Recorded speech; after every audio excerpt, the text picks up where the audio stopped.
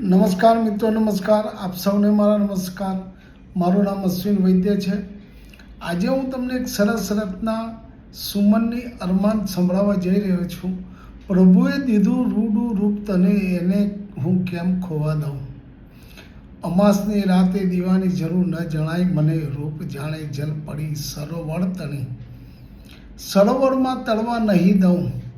મોગરાના ફૂલ જેવું ધવલતું એ ફૂલને કેમ કરમાવા દઉં.